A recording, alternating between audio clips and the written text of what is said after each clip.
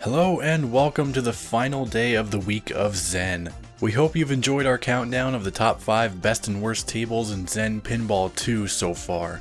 Before I toss it over to Groovy Gorgar to reveal the absolute best and worst tables, let's take a look back at numbers 5 through 2.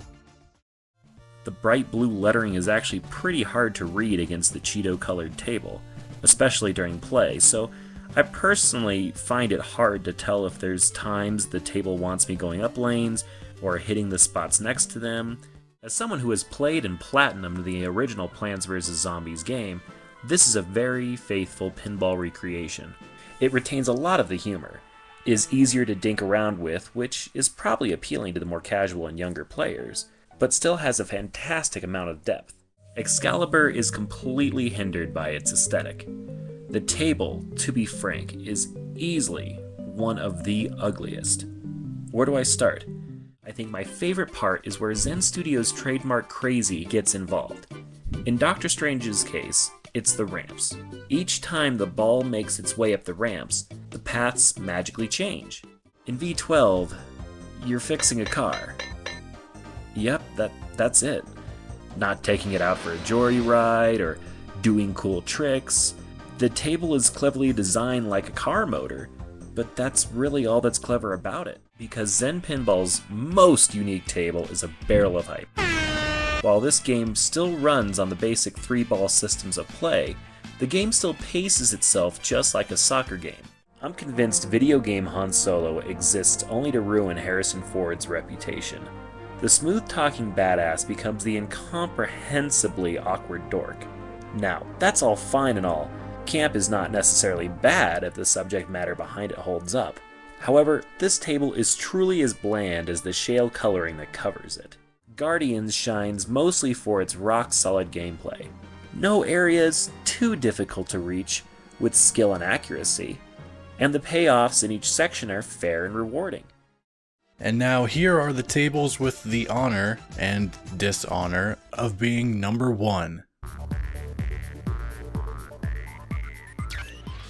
Zen Pinball has always been a wonderful way to tell your favorite stories, or explore the lives of fantastic characters.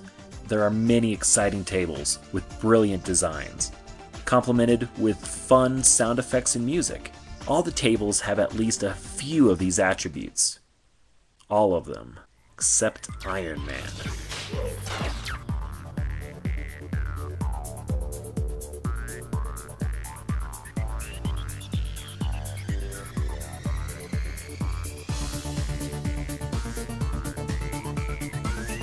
Welcome, Mr. Stark. It's a bit early, but cheers. Oh, Tony, it's never too early to discuss this table. When thinking up the top 5s, this was the easiest to place. It is bad on almost every level. Where do we start? Let's take a look at this design. When you look at other tables like Blade or Venom, the table is usually designed in a fashion to look like the hero's typical setting, with small homages to the heroes and his villains throughout it. The table looks like a circus tent dedicated to Stark. It's hard to look at it, with its red and yellow painted into every corner. Its contrasting glowing blue center isn't any help, and Tony Stark staring down at your ball in his casual attire as his 2 villains glare at him with disgust is really just awkwardly silly. The ramps are most, if not the entire purpose of this table, which is unfortunate, because unless you hit it with just the right power and accuracy, more often than not, you'll just see your ball rolling back to you. Do you remember what I said about the frustration in V12's table setup? Well, now you've got the same issues, only it stars Robert Downey Jr. Many tables like Moon Knight are made special by fighting several exciting villains. In Iron Man, we have Whiplash, the boring villain from Iron Man 2, and Mandarin, the boring villain from Iron Man 3. Sometimes one attacks, sometimes the other, and if you're lucky, sometimes they'll team up on you. Now you are much stronger. Go and defeat this American mortal. As you can see, Stark, I have only grown more powerful. Yay! No matter what you get, it's going to be a pain fighting to get the ball up the proper lanes in time. Let me get real nerdy here. What time period is this Tony Stark? He makes all sort of allusions to partying. And you thought last year's party was something. Is he drinking? Is this alcoholic Stark? Is one of the story missions I've yet to experience where we cope with Tony's inner demons? No matter what the answer is, the fact that I feel the need to ask says plenty. I just can't find the appeal in this table at all. It's ugly, it's dull, and outside of simply proving I can score points on it, the motivation to select it is practically nil. If you need your Iron Man fix, he is prevalent in Civil War and the Avengers table. Civil War is kinda fun, but incredibly difficult, whereas Avengers is a goofy time on the helipad reliving the movie, all while stopping Loki, the pyromaniac. Overall, this table comes in a pack with others, but the only reason I can recommend giving it any money is to play those other tables. Oh, it's almost noon. Time for another work of genius. No thanks, Tony. You've done quite enough already.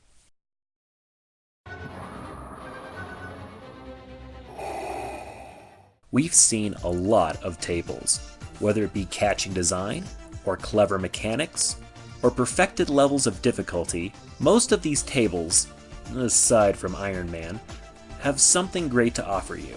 But amongst all of these, which captures the best essence of what makes a pinball table great? For me, it came down to the Star Wars movies and the story of Goldilocks and the 3 pinball tables. The first table she tried, A New Hope, was fun but kinda minimal. The last one, Return of the Jedi, was engaging, but was cluttered and too much. But the middle table was just right.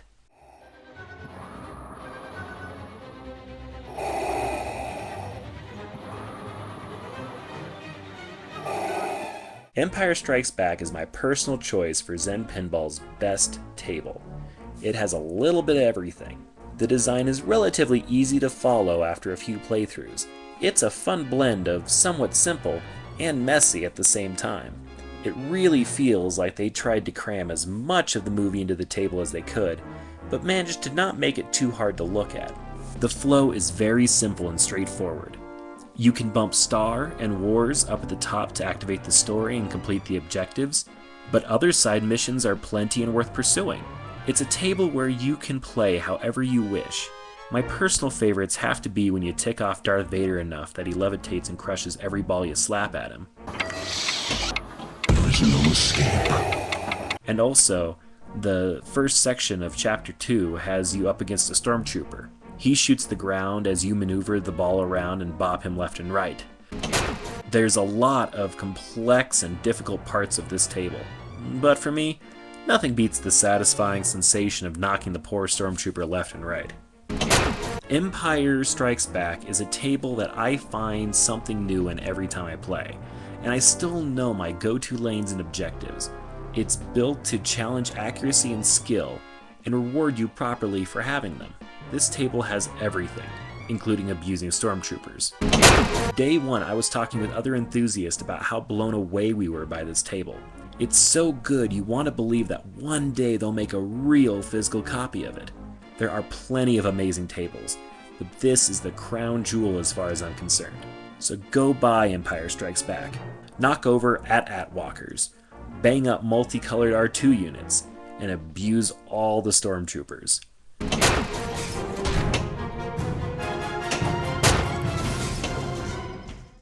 So there's our list of the greatest and less than greatest tables of Zen Pinball 2 and Zen Studios.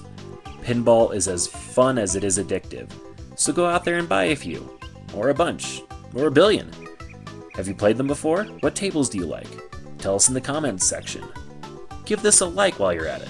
If you enjoyed this video, sit tight because we got another video coming your way covering the top 5 best and worst of the other pinball bigwigs, Farside Studios Pinball Arcade. So give SkipToGame some help and press the subscribe button. You've been listening to the sultry vocal stylings of Groovy Gorgar, aka Stu Senpai, so feel free to give my channel a looky-loo. Until next time, citizens, take care.